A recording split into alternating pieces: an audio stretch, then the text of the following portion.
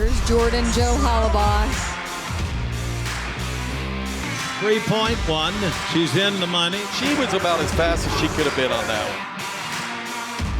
one. 2.9 seconds. And now she is number one. You are officially in the loop. Welcome back to our 15 Days of Breakaway segment. Today is the day that we are talking to the youngest veteran here in the 15 Days segment. Coming in at number 5, Miss Hali Williams. We've had an amazing conversation, Hali and I. We actually got to do this podcast twice because the recording didn't work the first time. But it was an amazing conversation both times. And I think that for me, watching Hali grow up and evolve as a breakaway roper has been very special. But this young lady is not only a fierce competitor, but she has a bigger heart in and out of the arena. And she is doing what she is called to, and that is serve. And so she is a phenomenal athlete, a phenomenal young woman. And I know that there's a lot of young ladies that look up to Hali. You're going to want to watch the whole interview because she talks a lot about everything that she's went through this year, what she's learned, but she also gives some very valid advice towards the end of this interview. You're not going to want to miss it. Hali Williams coming in at number 5 on 15 Days of Breakaway, brought to you by Wrangler. Long live Cowgirls. Let's talk to Hali.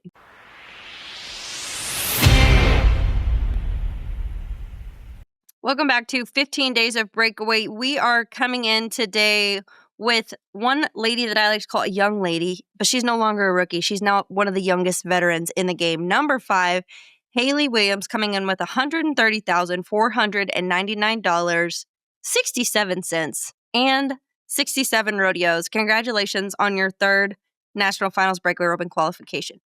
Thank you. I don't think it ever gets old saying, every year, another one. How many back, do you have a dream, a goal of how many National Final Breakaway Roping you want to attend? I don't know. I don't really have I think I take it year by year. I think it kind of growing up, I feel like I've talked a little bit about it each year. Like I felt like I was burnt out throughout junior high and high school.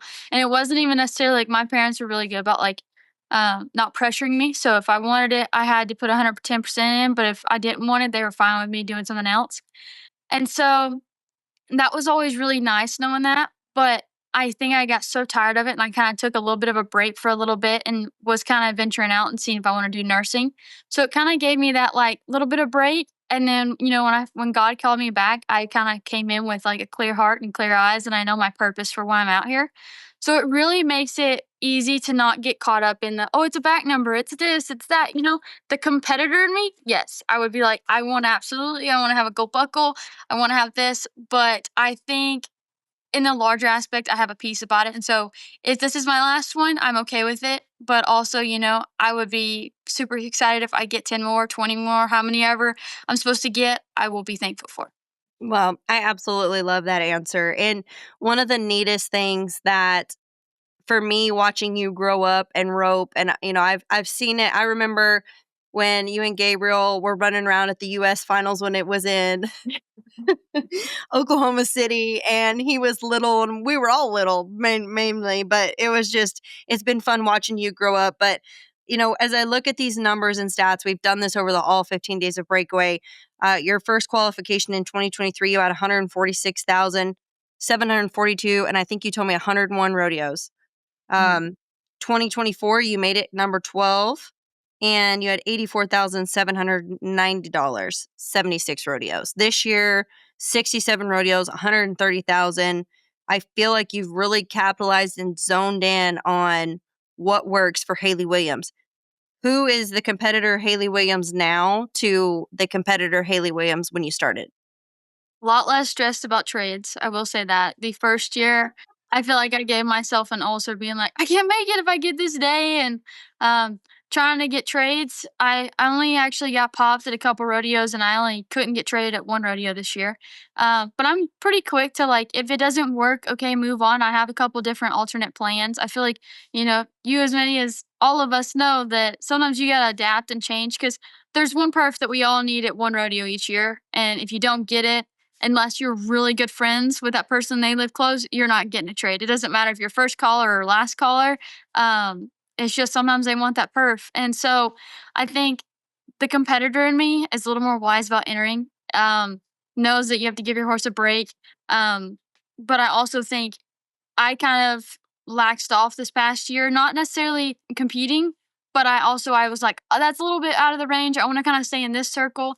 So I am going to try to get fired up a little earlier in the year and go to some of the Texas rodeos. I'll unofficial them just because I want to have those extra rodeos if I need them come the last, 3 weeks of the season. I want to be able to go anywhere I need to. But that's kind of my plan. I think, you learn, you live and you learn and you grow each year. I feel like I've swapped out some horses here and there, and I'm pretty grateful for the herd I've got now that I can alternate whenever I need. So better horses, little less stress. So I would say that's two things. Yeah. And I think too, I watch you rodeo. I've watched you rodeo. One of my fondest memories is the very first year you just dabbled your hand in rodeo. You went to like 20 rodeos, you and your mom, and I remember sitting with her in the stands at Greeley, Colorado, and I was like, what's your guys' plan? And she said, what she called you Haley Bug. Uh-huh. She said Haley Bug is she's just kind of going where she wants to go. She's feeling it out, and we're standing behind her as she goes about that way. And you kind of got a feel for it. And I think that is something, like you said, the entering, you've really you it's definitely an art. We will say that, especially this year with 80 rodeos. So after 3 years of rodeoing, how did you go about your strategy of which direction you wanted to go to, and expand a little bit more when you say, hey, I'm going to go to some of those Texas rodeos, but I'm going to unofficial them. Why are you making that choice? So, number one, the rodeos I went to last year, I kind of based it off of what setups felt were most consistent. So, if there was one rodeo that I knew was going to be super fast, but it was in the middle of 3 rodeos that were a longer score, I made sure if I had another horse, I would definitely enter it. But if I didn't and it wasn't that big a rodeo, I would just skip it. So I'm not going from 2 setups similar, one really fast, and then try to go ask my horse to know that he's supposed to score again, back to back on a way bigger run on that longer score. So setting my horses up for success and keeping, one for the longer setups, one for the shorter setups.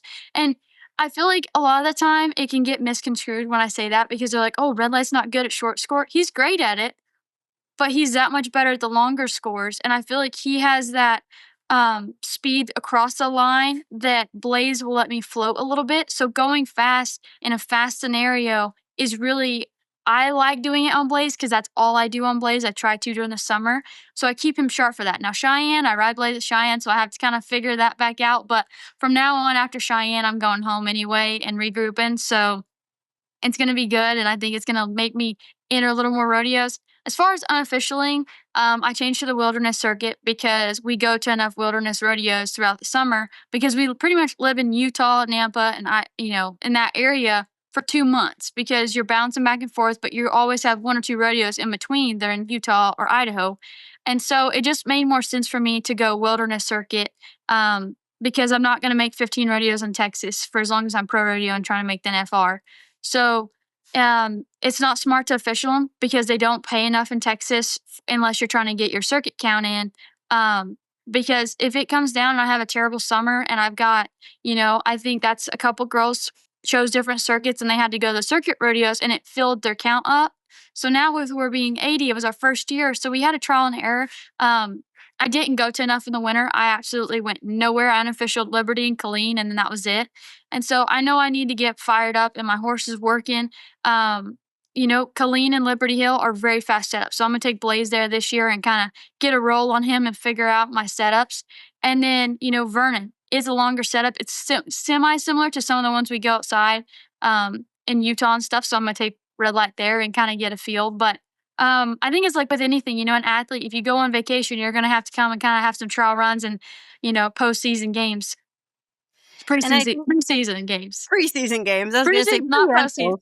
I mean, it's all the same. No big deal. Yeah. And I think, too, one of the things I've seen you evolve in is your horsemanship, horsewomanship, as you want to say. And I think that's been really neat. We were joking the other day. I said, Red Light has grown up and so is Haley. And in the fact that, like, last year, Red Light, well, let me rephrase that. You both need bubble wrap. But Red Light he's like not a little kid anymore, right? He knows his job, and when he is in that box and he's in the arena, it's all business, no games. But then you've also got 2 other horses that you've got on. You're talking about Blaze, and you've got another little sorrel horse. And so I think everybody, obviously, if you don't know red light, you're not a breakaway roper. But Blaze and your new horse are kind of coming to the scene, and you're gonna you talk about why, short setups, long setups, which horse you're gonna choose. So expand a little bit on that and tell us what's in your rig. I think if I have days in between, like Kimes is a little bit faster setup. The calves are going to be a little smaller than what we rope with NFR. But because it's so much money on the line, of course, you got to go with your main man. So Red Light's getting the call. As of right now, that's my plan. I just took him in a signature equine and he got checked up. So he should be ready to rock and roll by the time we get to Scottsdale. But just like that, like it's high money. I know, I know I can count on him. But I also know that, when we go to Vegas and we're in the NFBR, if I draw a calf that's a little bit bigger belly, we're going to have older calves. These calves that were up in the NFR have been to Reno. They've been to Salinas. They've seen the rodeo trail. So they're going to know the tricks and trades.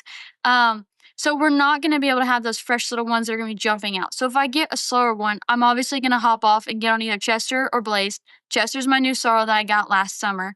And so I'm going to kind of alternate. But I think playing the horse in their best favor when you can is obviously what I would rather do. It's kind of like with anything, you put your star players in when you need them, but you also pull out your main quarterback when oh, this ground's not great or this calf's not great. I'm not going to take a chance on hurting him. Because I want him for longevity. It's one thing if he's 18, ending on the, we don't know how long I'm going to have him. I'm going to use him for every run that I can that's, in his setup. But he's 9 years old, and I hope he lasts me my whole career. So I'm really trying to play him and Blaze smart and using him when I need him, but also not hurting him in the long run. Your season this year, obviously, I think one of the best thus yet, coming in at number 5. Memorable moments for me for you was Calgary and Spanish Fork and the Cinch playoffs. Calgary, I'll start with that. I'll let you finish with the other two. But for me, Calgary, obviously, the atmosphere there, we had never been there, competing in the main arena. That was a highlight for so many of us breakaway ropers year, just to be at that rodeo, to have the opportunity to get that money in front of that crowd is just phenomenal rodeo. But you, to me, I was in your set, and I got to watch you rope all year because we entered a lot the same.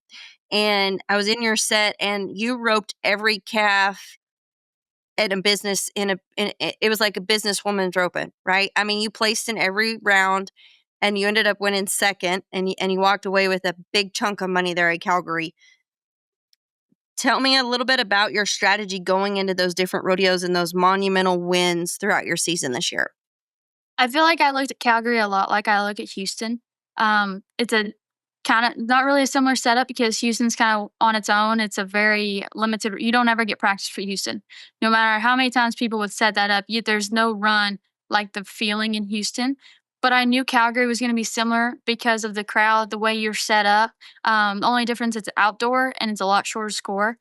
But those are kind of atmospheres I like putting Red Light in because he shines. He thrives off of the attention. And I joke with all the barrel racers all the time, like, he should have been y'all's because he likes the crowd. He likes hearing them scream for him. He thinks that they are personally cheering for him when he backs in the box. And so I knew going into it that if I was smart on the berry and utilized each calf that I had, it was going to be placing because there was no, it's a tournament style. So you have to be smart in tournament styles because if you out-rope your group, you're not trying to out-rope the first set and you're not trying to out-rope the last set. You're just trying to get through who you're at.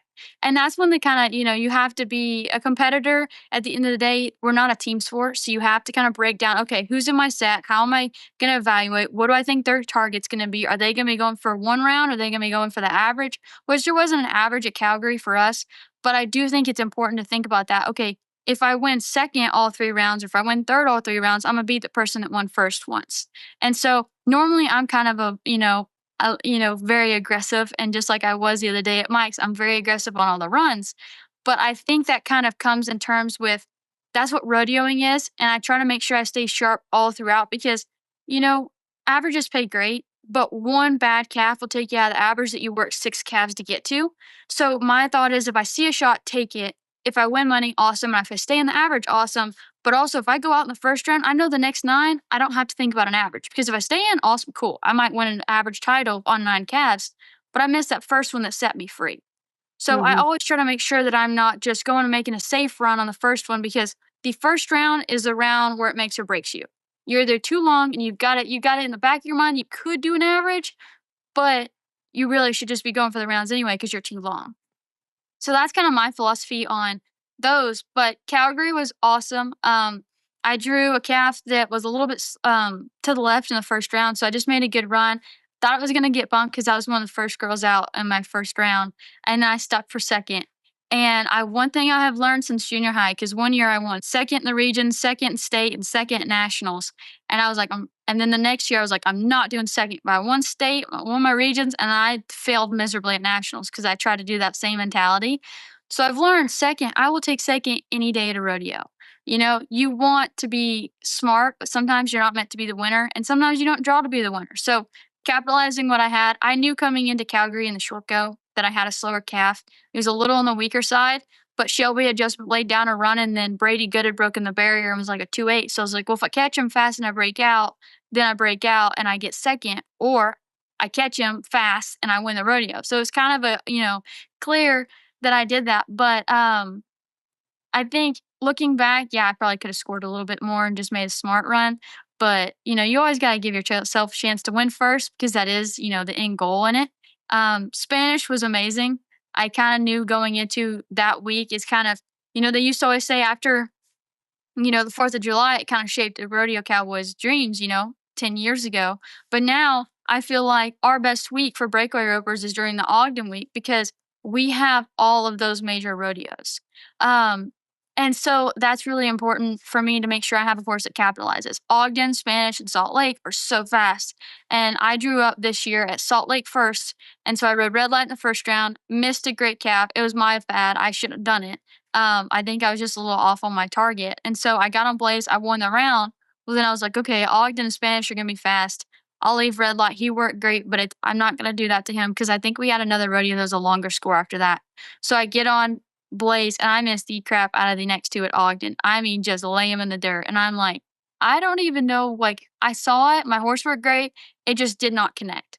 And so that night, we're driving to Ogden, and I had my friend bring me some ropes that I had shipped to a friend's house, and he got them there. Or actually, it was Riley Smith, so she got them there for me that morning. And I'm over there cutting a rope, which I normally am. It's not a new thing, but it was new for that day. And so I was cutting my ropes off, and they felt great. Top End overnight shipped them to me. And then I just knew going into Spanish that I needed to be aggressive. The start, if you draw a calf that leaves at all, it's so fast. And this year they had half enough for each set. So I'd already watched my calf go with Josie Connor. And so it was kind of funny that we both won first and second in the average. And in the first round, we had the same calf. So that's just a small world, I feel like. And I think too, just listening to everything, I've always known as a Williams family, you guys are all about strategy. But I think one of the neatest things that I've heard across the top 15 is, you guys are quick to give yourself criticism, I'll say, in a good way of I could have scored better. I could have done this. I could have done that. But I hear you constantly, talking about how you build off of each run, good or indifferent. And that's something I think is a learned thing. What are some of the ways that you have adapted mentally to riding the highs and lows of rodeo throughout the year when, we leave in June and we're not essentially home until October? I think for me, I think my first year, I already had a game plan. I just want to make the winter rodeos. And then I had a long shot of making the NFR my first year. And I kind of had a decision. Do we drive all night for the next 2 weeks and just kind of kill ourselves to have a chance? And I just looked at Mom one night and I was like, man, I don't think this is where I'm feeling like the purpose is. I had a clear goal. Let's try to make the winter rodeos. So I did the rodeos that I could make without doing all nights every night. We did a couple, don't get me wrong, but I didn't do it all night. And I've never felt more at peace after that year because I had a plan. I stuck with it. I didn't alter it because there's maybe a little shiny light at the end. And so that next year when I won Houston, I had all of that kind of pressure that necessarily the media puts on you, but also like you put it on yourself because you're like, this is the best chance I'm going to have. I'm already winning the world. And then Shelby is just on a tear. Like I see, I always stated, she texted me. She was one of the first people to text me after I won Houston. Like, that's freaking badass. Like, keep going, and that was one of her texts. And so then I was like pumped up. I'm like, Mom, Shelby just text me, because I don't think people put enough emphasis. It was my first year truly rodeoing. Like I had just starting to get to know these girls, and I won Houston. They're all texting me congratulations, and it's like they watched me, and you're still in that mindset of like, I can't believe they just watched me, rope. Nonetheless, you don't think it's Houston Short Go. They're going to be watching that. So going through that and then having an absolutely miserable summer, I really had to learn how to highs and lows teach you something. But if you have your all of the things that matter to you in the rodeo aspect, you're gonna be let down. And so for me, my purpose is out here um, to share the gospel in whatever way is meant to be for that day. Um, I try to really be, you know, lead by example, because I think a lot of the times it's really easy to listen to a sermon and be like, that was a great deal. And then sometimes you meet the person, and you're like, oh, okay, like that's not what I had envisioned. And so I try to make sure that whatever you see, socially or whatever it is, when you meet me, it's the same way. And so that's kind of my goal is like, and one of my prayers for for every run this whole summer has been, God, if I'm supposed to talk to this person, lead me in your direction. Because give me the words to talk to this person. And I felt like that filled my cup up. So when I was having bad runs, it still led me back to, okay, it's gonna be okay. I'm out here for a reason. And one of the coolest things that I can say throughout this whole journey is last year, I had some bills that were paid, big girl problems now. I've got to pay for my own stuff.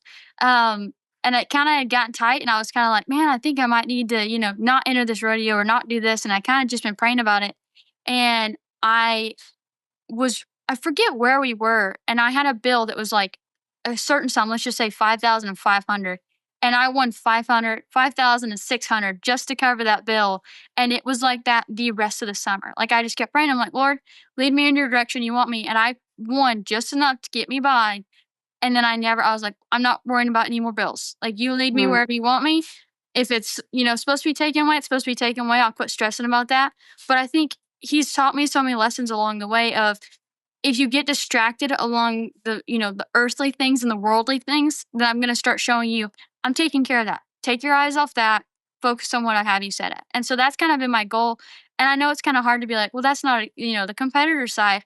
But I also think a competitor mindset can only go so far when at the end of the time, when we're old and we look back and be like, what was that person like? I would hope it'd be like, man, that was the one person that I knew was going to be happy throughout, or a light within, whoever needed. If you needed this, hey, I'm here. But don't get me wrong. I think sometimes you have to be like, hey, here's my, you still got to guard yourself, because I feel like I had a little girl text me the other day and was like, man, I tried really hard and I just feel like I'm getting, walked over. And I had to be like, I feel like I haven't talked about, you set boundaries and you set guidelines. And I feel like it's just like with anything, works are open Monday through Friday, but you can always talk to someone. It just has to be, within, remaining hours. And so I always have to say to myself, have that outpouring of love, but also be able to go back and fill my own cup up, because there was a couple times this summer that I looked at mom and I'm like, I'm just spent. Like, I don't feel like I physically have anything. And it gets me kind of emotional, because that was a big thing I learned this summer was just because I'm out here for him and I am trying to, lead by example and do all the things, I wasn't ever taking time to fill up my own cup and talk to the people that, were building me up through the process. And so find your inner group that really pushes you and strives you towards, being the better person. And giving, whether it's a sermon Friday, Saturday morning or Sunday morning, they send you like, hey, I think you need to hear this. Or if it's just an inspiration quote and you're like, man, that really hits. So that's something I learned this summer is, build your group up strong and make sure to take care of yourself along the way.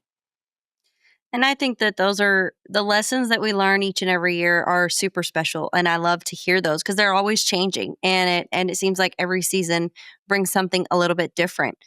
And you had told me we get to do this interview twice because I screwed up the first time. So I feel like I'm like have this deja vu insight. But on our last interview, our first one that was supposed to be published, you talked about one of the best things that you had learned was losing the world title. Mm-hmm. Was one of the best lessons that you've learned. Tell us a little bit about that lesson and how you think it benefited you to this day. I think, it's kind of hard for anyone saying that, I think I've listened to some interviews and they're like, I got third reserve or I got this or whatever.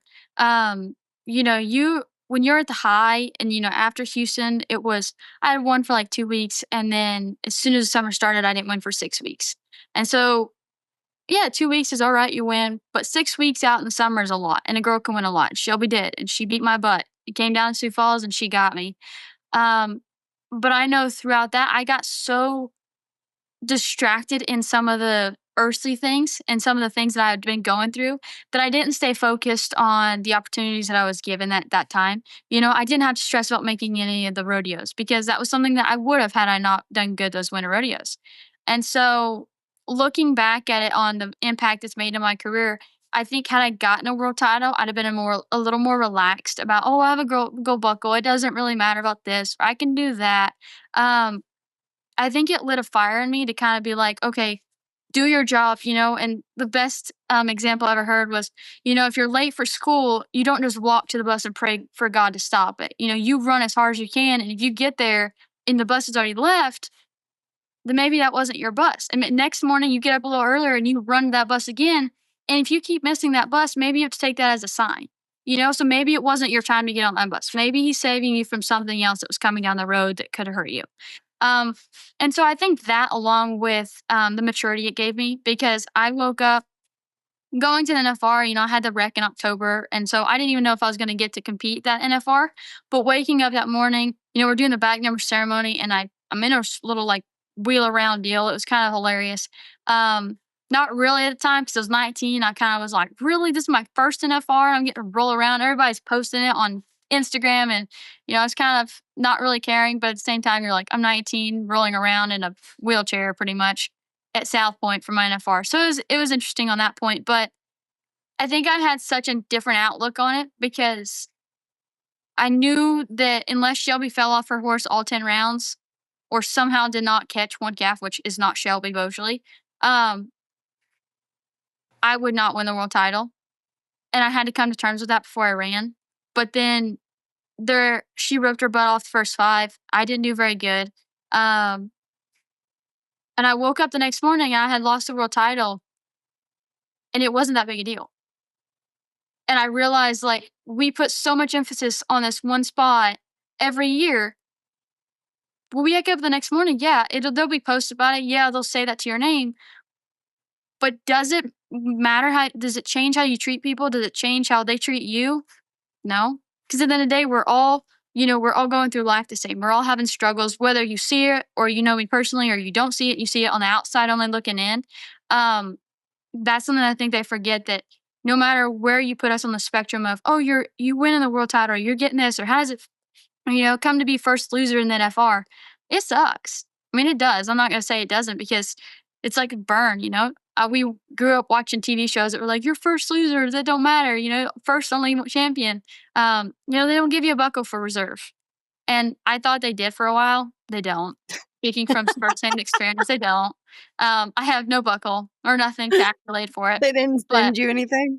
Yeah, they don't say first loser buckle. It doesn't say that. But I think it's kind of it was a blessing in disguise, and I think it's helped me a lot coming along the way of, it really helped me evaluate. I had a lot of bad habits that I have, and I still have some I'm trying to fix, but it kind of opened my eyes up. No matter how good I get or how many gold buckles hopefully one day I get, you're never too good to change. And so I feel like I'm constantly evolving, and that's something that taught me. And I wouldn't change it for the world because I think everything's meant to be.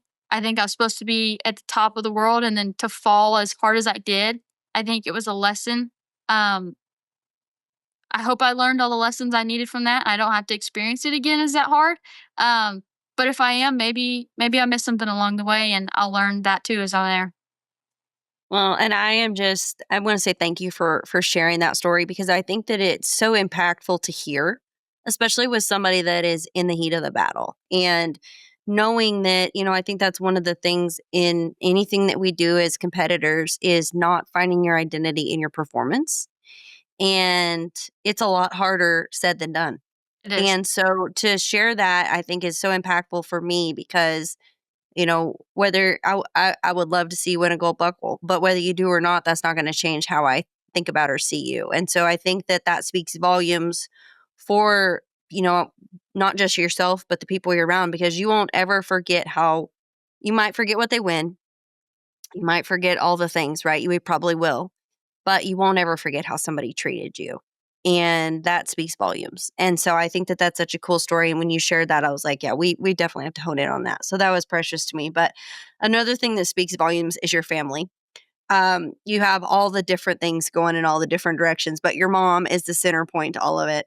My favorite story for you this year is at Cody, Wyoming. You and your mom are on the top of the trailer with all sorts of different things going on, banging on generators, looking at generators. Everybody's got 2 generators out there. Something's going to fail no matter what we do in rodeo, right? Like, you're going to get out there and something's going to be broke. And it happened to be your generator at that time. But I just remember looking up there and saying, "Do you need help?" And you're like, "No." And we sat there and talked for 20 minutes while you were working on your generator. So just the funny parts of rodeo that we get to do along the way. But your mom is so instrumental in what you guys do. Tell us a little bit about the people in your corner and what kind of, who plays what part for you. I mean, of course, my family. My mom goes with me, so I feel like I don't have to worry about a lot of the minuscule things of, oh, are we gonna make it to time? Or if I go to sleep, I know that we're gonna make it there safely, because one thing she is she's the safest driver I've ever been around. If one person takes driving as seriously as she does, it's her. I've never met anyone quite like her. But I also think, like, where a lot of people don't see her is because she's so quiet. She doesn't like the camera. She is the silent but hard supporter. Like, she is the one that's like, you got this, but she's also like, if I get in too big of a, I don't know what's going on, I might need to change it. She's like, well, change it. Quit complaining about it and change it and, fix it. And so that's something that, you guys don't get to see. And then if you know my dad at all, he's break it down, mathematical, everything. And so if I'm having troubles with a horse, or if I'm having troubles with my rope, and I call him, and then if I'm late at night and I need to talk, it's Gabriel, because he will tell me some philosophy he's learned, or the stock markets, or something. Whether it's denominations. Right now, he is studying the difference in between Catholicism, Orthodox, Baptist, and there's a ton of else. But I do not want to do it wrongly, because I will say it wrong, and I pick on him because I have little terms that I use and it pisses him off because I don't say it right. So I'm not even gonna start there. But he gives me knowledge that I never would have had without him, and so I'm very thankful for him, and he keeps making me feel intelligent on some level, but never really intelligent. I love that, because Gabriel is like the oddball out, but he always has a smile on his face. Mhm. He's always there to help us. He has pushed and tailed so many cabs for all breakaway ropers. So thank you, Gabriel. And Speed and Jennifer. The videos that we get, Jennifer has like a whole montage of all the videos of all the calves. And it's just so instrumental. But, we can't do this without them. And we also can't do it without the people in our corner as far as sponsors go. And I know sponsors play a big role to you. And one of the things we talked about was sponsors become family. Mhm. And they are somebody that, you get them in your life and the door opens, and then they follow through and they become family and rodeo family. So expand a little bit on who your rodeo family is as far as sponsors go, and a little bit about what's in your rig. If we're going to look at Hali Williams' rig, break it down for us, what we're going to find. So actually, I've been waiting because I get to pick up my new trailer. We talked about this in the last one that got deleted, but I think that's so cool. Like, we were at Cody, we were talking about trailers and the tack rooms, because you had looked at my tack room that day.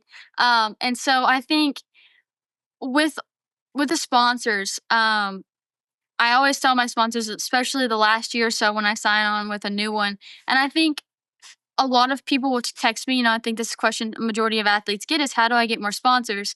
I would say, do not just take the first one that offers. If it is a great sponsor and they are wanting you to succeed, absolutely, if they're the first one, do it. But at the end of the day, a sponsor becomes a teammate and your partnership, because they're like family, but they have to be cheering you on harder than you are for yourself. Because just like I was talking about Spanish, I called Kurt the day before and I was like, I need ropes. I let my ropes sit out too long and they got too soft. And so it's just like things like that. Like, what company would go out of their way, overnight ship a rope to Utah for me so I can grab it and get it for Spanish? just like I just signed on recently with a new team member, and it's awesome because some team members, it takes a while for you to kind of like warm up and figure out how to work with them. And then the other ones, it's just, it glides right on and it feels like you never weren't part of them. And so I think going through that, but athletes, um, it's just like with anything, you see posted brands, you see a lot of content on people's pages. And so knowing that when you look at someone's post and you're like, man, that sponsor must do a lot for them because they always have this or they always have that in their content, even when it's not paid. Um, and so for me, like lately, I've been getting a lot of questions about what saddle pads I'm using, what bits I'm using, because Josh Owenby hooked me up with a ton of really cool silvered out bits. And so I love them. Like I've never had a horse feeling a bit like I've had in Josh's. I bought Sunny Silva bit the other day, and my brother's kind of getting me into the bit world because I kind of was like, I grew up in a Petska port, and that was all I used. My mom was like a firm believer, and so I was like, okay, I guess Petska port it is. But just having those opportunities, like to work with those, two elite brands that I've never used before, and then for them to just accept and be like, hey, what do you need? We'll ship it wherever you need. It's no worries. Coach Saddlery, I literally called the other guy the other day. I was like, hey, have you put the saddle together yet? And he's like, no, not yet. I was like, will you change this and this? And like just being able to do that, And when you call sponsors, like for instance, this time of year, I feel like all team members are like, I'm tired of hearing from Haley. I know you leave on this day. I'm getting the things shipped out. I called 3S Custom Equine the other day and I was like, hey, I leave the 18th. If it's not going to be shipped out or like here by like the 16th, can you just ship it to Arizona and I'll get it there? And he overnight shipped it and I got it here yesterday. So like things like that matter. Sponsorships that just call you. Like I called Boot Barn and I forgot a belt at Phoenix, Arizona. And so I had to go to Boot Barn and get a belt. And if ever I was like, oh my gosh, I do not want to make this call because she had just complained to me that some of her roughies forget stuff and call her. And I was like, I'm just letting you know I'm going in there because I forgot my belt. I have a belt buckle. But just like that, like those things you can't just jump on team with someone that is like, okay, here's your stuff, leave me alone. Like you've got to have someone that is invested in your craft as much as you are and wants you to succeed. And if you call them and you're like, hey, can we twist this rope a little different? Can we get the saddle pad a little shorter or a little longer? My horse is, got a whatever it is. You want someone that's like, hey, I don't know how to do that, but give me a minute. I'll figure out how to do that. Even if they don't know, they'll jump in, and be like, let me fix it. Let me figure out something that will work for you. And so having those on your team, I cannot emphasize enough. But I also think from a brand partnership, you have to look at it on what am I doing for them? What am I evaluating? What am I leveling up for them to make it better? And so, I think I tell a lot of people, I'm like, if it's organic and I use your stuff every day, it's naturally going to get posted. So, I try to make sure I'm, through social enough, but sometimes I forget. Like I truly, this summer, I let the ball down on making a lot of content, posting it. But we had a lot of stuff going on this summer and trying to enter and all that stuff. I kind of got caught up in it. So next year, planning on doing a little better job. But I would say make sure that you're doing more than what the brand's doing for you, whether that's and it doesn't have to be through social media. Social media is a great tool, but I've sold more Iconoclast boots through word of mouth by talking to girls, being like, hey, I love this boot. You should try it. Or I've sold hats, being like, I love this hat. You want to try one? And sometimes it's not just telling them. Like, if you've got a pair of boots and you're like, hey, go try them, go use them. Like, let me know what you think, tomorrow or the next day or whatever. Those are ways to sell it. And the brand's not going to ask you because that's kind of like already given. Hey, we're getting you product. We're sending it to you what you need. But we're also needing you to open the doors for us into new events, new this, or whatever it is. And so I think being smart marketing about whatever it is, you become pretty much indisposable on being able to, hey, you want my belt? Here's a great belt. I have another one in the trailer just like it because I love them and I can't get enough of them. If you need it, here. So things like that, I think a lot of people are like, oh, it's great. Here, whatever. And you walk on. And it's like, that's not selling product. So I think anything, but if it's organic and you're already talking about it, like Iconoclast, I used them when I was 15. So it's not like I'm going to sit here and be like, oh yeah, they're pretty good. Like I love them. I don't use anything else on my horses. And I've never had of course, get hurt with that. I'm so thankful. And, they say knock on wood, but I really am. I'm thankful. I think between Charlie Buchanan keeping my horses at Signature Equine, feeling good where I'm not on the verge of an injury because they're overcompensating on something. And then, I've got Kim, my chiropractor. He comes out like every twice a week or every 2 weeks and does them. And so I'm very thankful. But there's a lot of other ones that I don't have time to say on here because we are on a time limit. But I am very thankful for each and every one of them, and I hope I do them service while, in our partnership.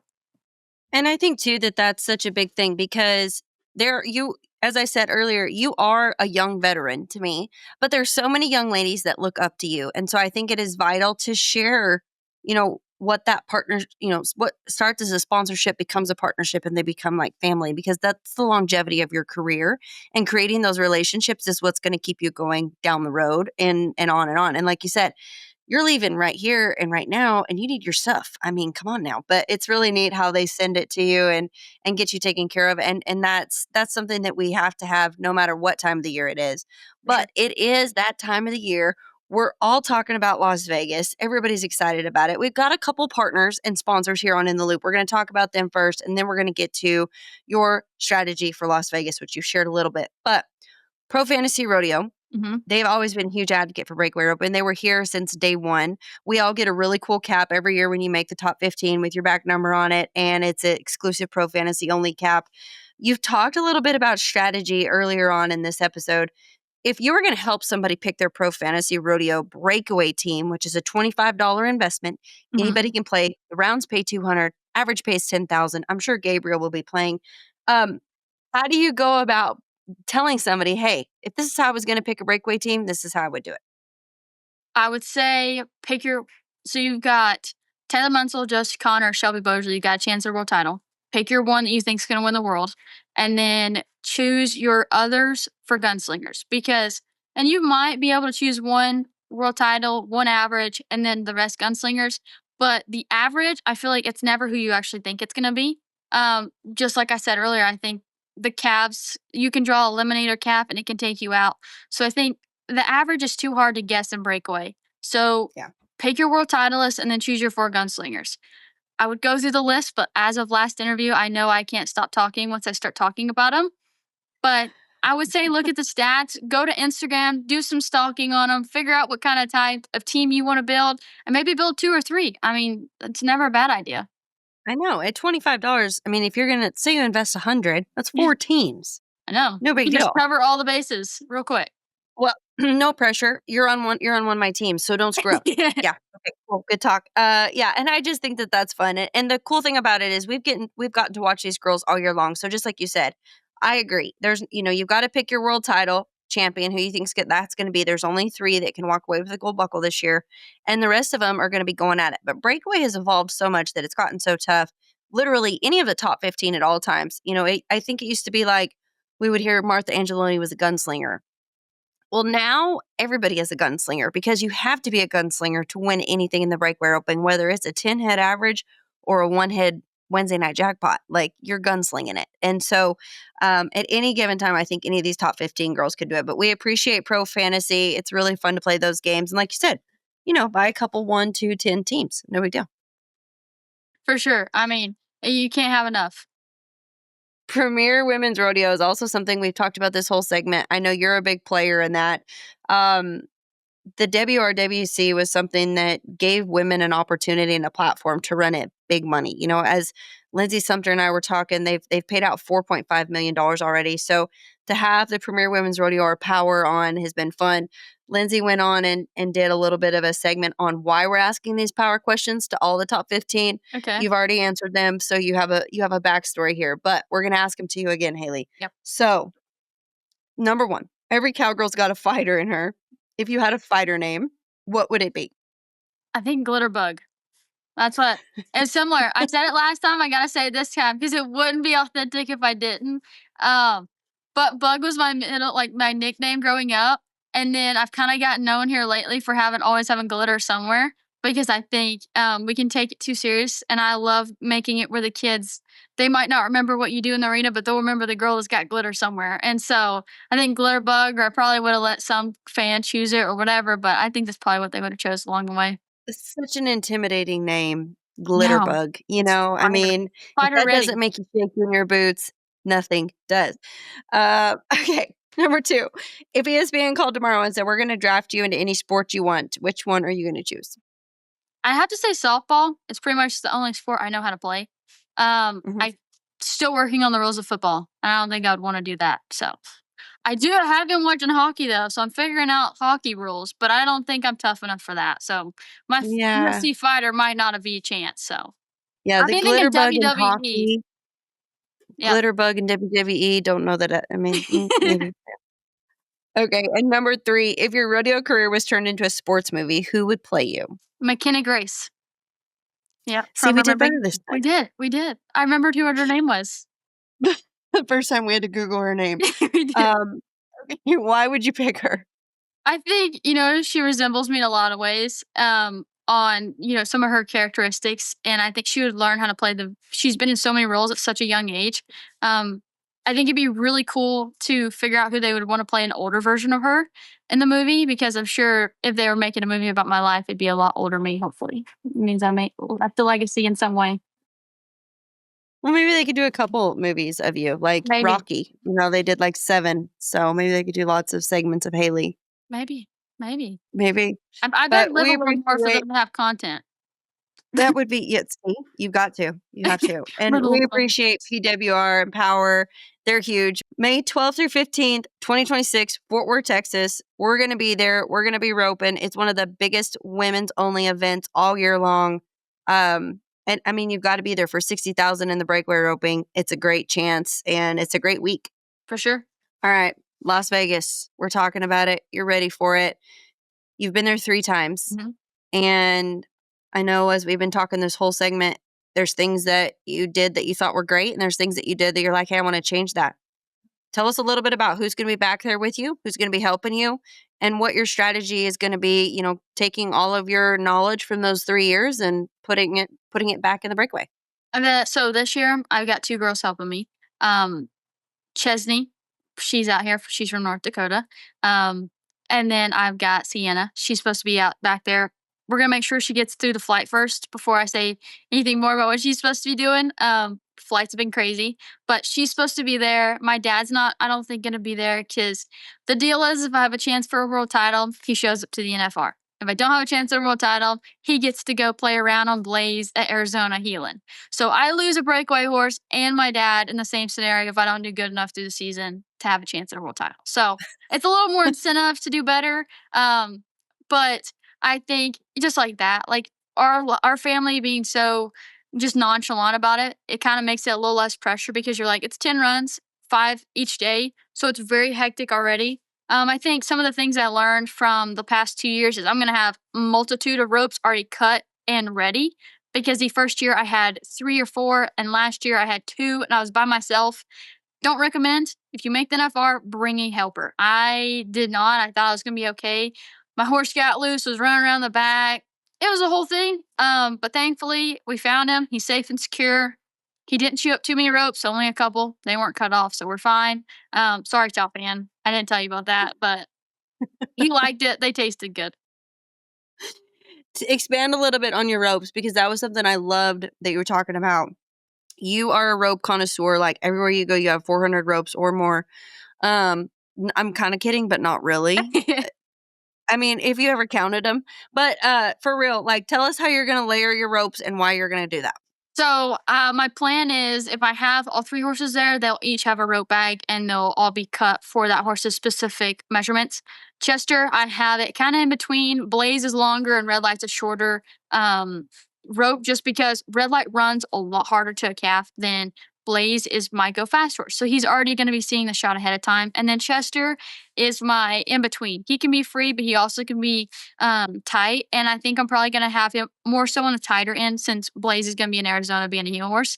So going through that, I'm going to have 2 ropes, 2 rope bags full of ropes. And then prior to the NFR starting each day, I will tie them up according to their softness on the fence because you don't have time. Hopefully there's a video back there, but from the time you start the first one to when you run your fifth calf, there's like a glimpse in there that you remember of being like, oh my gosh, we're already halfway through the first day, or I'm on my last calf and I don't remember what I just did, you know? And so the first year is a culture shock. The second year, you think you're going to be better. You're not. So I'm hoping this year I make some progress on being able to like soak it all in a little more, because I remember last year it was just like, get the calf, get the video, make sure you have your stuff ready. I got 2 of my calves mixed up last year and I'm backing in the box. I remember like my red one's a slow one and my red one's now. I thought I drew the fast one. So I had to like reevaluate in the box. But thank goodness they were different colors or like had something different with them, that it wasn't too crazy. But just like things like that, like being able to lock in key details when you need to, so that if something does change or you mix up, you can still evaluate and regroup before you nod your head. Yeah. And I think that's crucial. And we talked about it. The first 3 rounds, there's 3 sets of cattle. The first 3 rounds is, I feel like not as hot and heavy as the next 2. And then that second day, it's just an all out marathon. Like it's, you don't, from the time you nod your head on that first one until the end of the round, it's like you don't take a deep breath. And so I think that it is a great game plan to have 2 people down there helping you is instrumental. Having your ropes laid out, I think that is just a veteran move. And I'm excited to see those and that content that we're going to see. But this last takeaway, your third NFR, you walk in there. What's one of the most things that you're excited about this year at Las Vegas? I think being able to enjoy it. I think last year I was kind of riding the high from Kimes, and you're super excited, you're going into it. I think there's some things I learned about Red Light since then on how I'm going to keep him feeling better going into the first day of NFR, because I feel like going from Kimes 3 rounds each night, you've got like, you could go order a pizza and come back in between the rounds, so you're not stressed, and then you get to the NFR and it's like bam, bam, bam, bam, and you've got to be ready. And I think I may have made it a little too stressful for Red Light, because I felt like he got a little too amped up halfway through, and so he was reading me being like, you need to calm down, and he did not calm down. But thankfully I figured out a lot about him this summer. I learned a lot about myself. I think last year I was stressed, so he read me. So this year I hope I stay calm and cool and collected throughout the deal, because looking back, I'm gonna be like, well, I never had a chance at a world title going into it, so I've got to, mentally, this is a chance for me to try to work on my mental game for when I do have a chance. So get in the box, make a game plan, execute the best I can for each calf, so that when I do have a chance, it's no big deal. I've already run this calf 300 times in my head and at the NFR practicing for it. So like, what can you say? I go for, $6,000 go rounds and try to go fast on each one of them. First round's going to kind of determine, not really. I'm going fast all 10 rounds, but We're going to go fast. we're going to go fast all 10 Let's rounds. be I was going real. to say I was going to change it, but I'm going to go fast. So all 10 rounds, I hope they connect. I hope they all hit good and we win a lot of money. But riding good horses, I hope I, execute each horse comparatively. And I did say on the last day or the first day, 5th run, if I win the round, I will let Red Light do the victory lap. For everybody always messaging me, you got to let him do the victory lap. He wins the rounds. If it's the last day or last round if it's the 5th round I win, I will let him do the victory lap, because you will see why I try to avoid it. He thinks you're cheering for him, and he was. I think we need to restructure that and make it the 10th round, Well, because you're going to have to come back that next day. he'll be fine. He's got like 24 hours to regroup. He'll be okay. It's just we can't do it. If I win the 2nd round or 1st round, he will remember that victory lap for all the next runs that day. He has a really quick. I always pick on him. He remembers a lot of things, but he also has a good like reset. So like if you make him mad, he'll reset within 24 hours, and I kind of get away with it again. Hence, I think he's a good rodeo horse. He is a great rodeo horse. I'm excited to watch you rope all 10 rounds as fast as you can go, max out, execute at a high rate of speed. Hali Williams coming in at number 5 this year, 130,000. Congratulations on your 3rd consecutive National Finals Breakaway roping qualification. Can't wait to watch you rope in Vegas. Thank you. I appreciate it.